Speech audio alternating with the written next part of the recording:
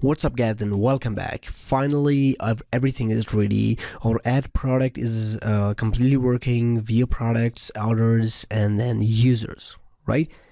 I think everything is fine. Now it's time to work on our dashboard. So it's very easy task. So we'll simply count the products, how many products we have. We'll count our orders, and simply we just count our users. So we can use other functionalities, we can count the prices and all the other stuff. Simply what should I do? I just close all the stuff, and simply I'll open dashboard controller and the dashboard blade. I mean the index file of dashboard that's created. Almost there we go, dashboard.blade.php, right? So simply I will say we have product, order, and users. So we can say products, new product. We can also say products, product is equal to product, and we can also get the count. For example, just get the count of all the product. For example, this is not good idea, right? Because we will simply pass all the object, because we can need the price, we can need any name, anything we can get, right? So we'll simply pass the whole object, right? Instance, the product, and then of course the order, right? And then finally the user. Okay, what about the red underline? Because we are not using them. Order, user, right? So simply compact them, product, order, and then user, right? Okay, let's just save the file, and if I go and reload, nothing to show because we didn't work on our blade file. Okay, totals, visitors. We will work on, I think we will not work on this module. I'll explain this in the end of this video, okay? But let's just work on products. Let's just see how products work. First of all, if I die and dump the product variable, the completely product object, and we can get anything, for example the we directly cannot get the ID, but we can get the count of all the products, right? So totally we have 4 products, right? And yeah, link, just set the link.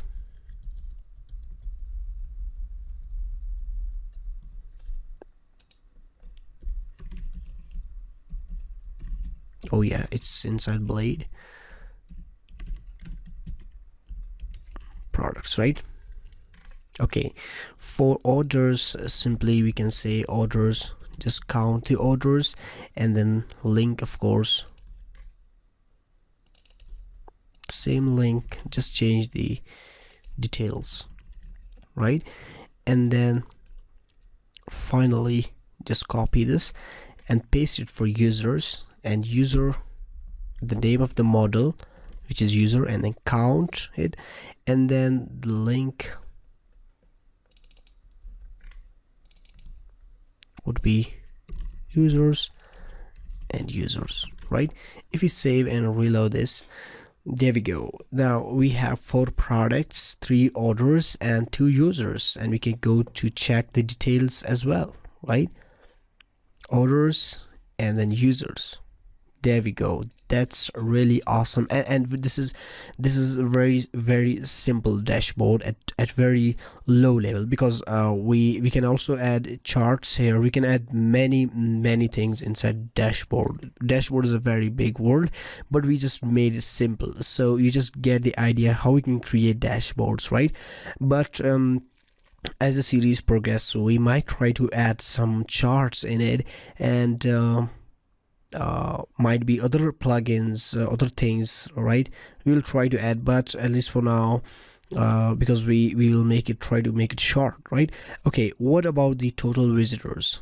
this is a little bit, this is a module basically, and I'll give you the idea how you can create this, right? So first you need to create a migration model and controller for the total visitors, and we will as a progress series in the upcoming upcoming videos, we'll create the front view of our page, like the home page, the main shopping page.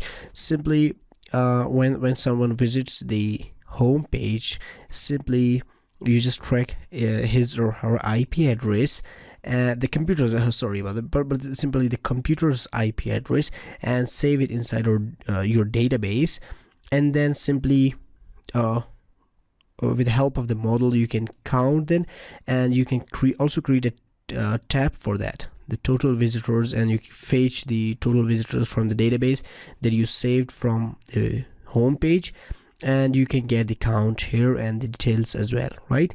So this is the idea about the total visitors. And finally, this is almost we are about to complete our Laravel using Laravel's dashboard. For example, the dashboard, sorry about that, the total admin panel, the add product, right, and the view product, the completely functionality, the orders, and the details pending functionality, and the users, right?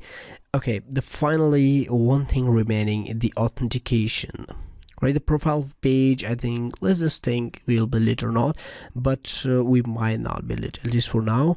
But the logout and login functionality would be matter. We will create this, right? So in the next video we'll be work on the authentication, user authentication, how a user can log in, right?